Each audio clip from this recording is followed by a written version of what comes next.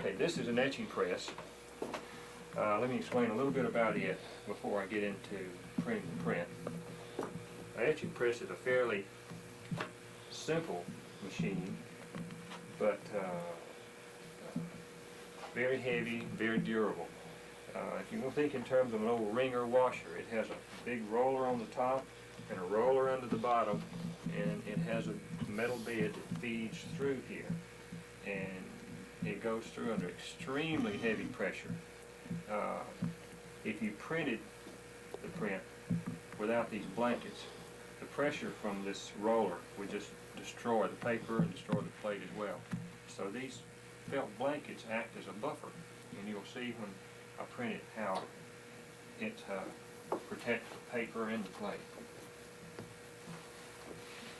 This is an etching that I've already finished and ready to run the addition on.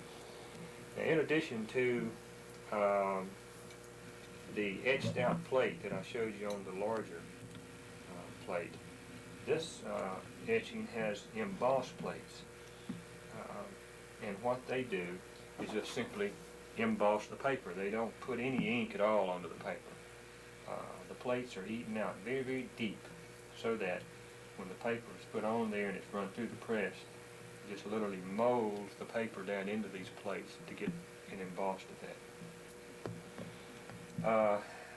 Each time that a print is printed, it has to be inked up by hand. So consequently, it takes a while, especially on the larger prints. Once this plate is inked up, I can only get one print, and then I have to ink it up again to do another. The first step is to squeegee the ink down into the plate. This literally presses the ink down into those eaten out areas.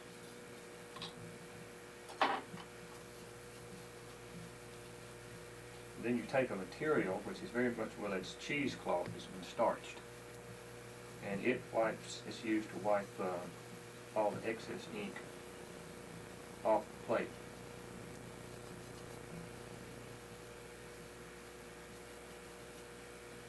What we have here is a plate with the ink down into eaten out areas, and it's been wiped clean on the smoother areas. Now this is a color plate. This plate is called a master plate, and it has the majority of the image on it. It gets a different color.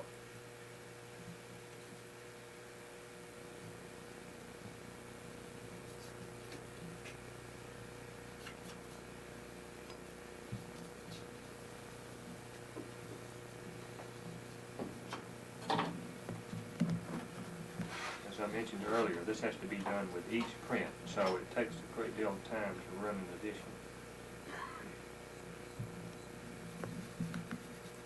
And also the fact that it's done by hand means that each print varies just slightly.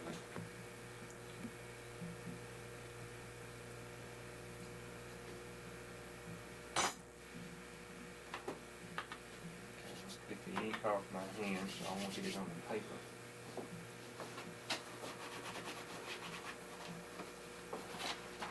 Registration is very important when you're using more than one plate. What I'm going to do is to put the color plate on the press, and we're going to print it first. The paper has to be soaked in water so that it'll be soft enough to accept the ink. If you run dry paper through the press, you'll get sort of a light colored image. But at the same time, you can't afford for the paper to have a lot of excess water, so we have to blot all the water off the paper.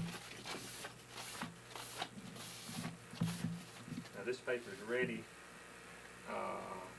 when all the sheen is off.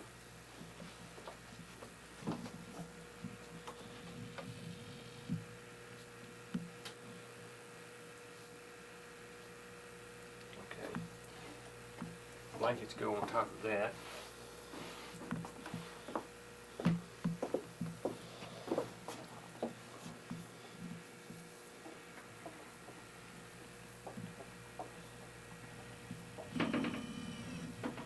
you can usually feel the plate when it goes through.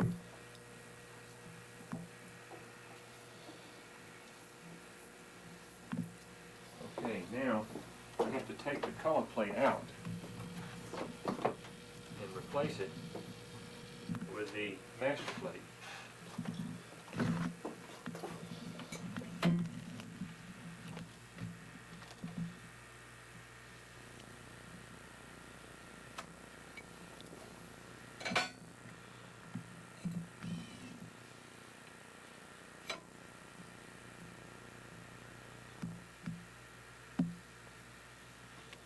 Put the paper back down, run it back through again.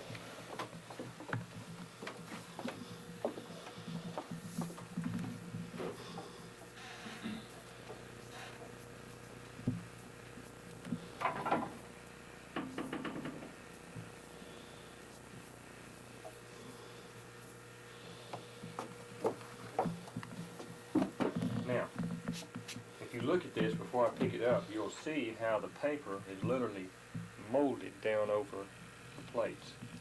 And you can see those embossed plates under there, how the paper's been pressed down into the plate itself. The paper's been pressed down into the plate. Okay, I'm going to peel it up very slowly so that you can see. Voila.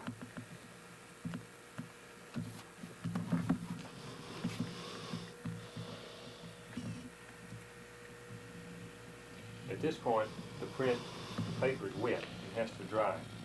So the prints go into blotters. It takes about 3 days for them to dry. All my etchings are limited to fairly small editions, usually 100 or less. And once the edition is finished, after we've done all the printing, most artists, including myself, cancel my plates so that they can't be printed again with the original image.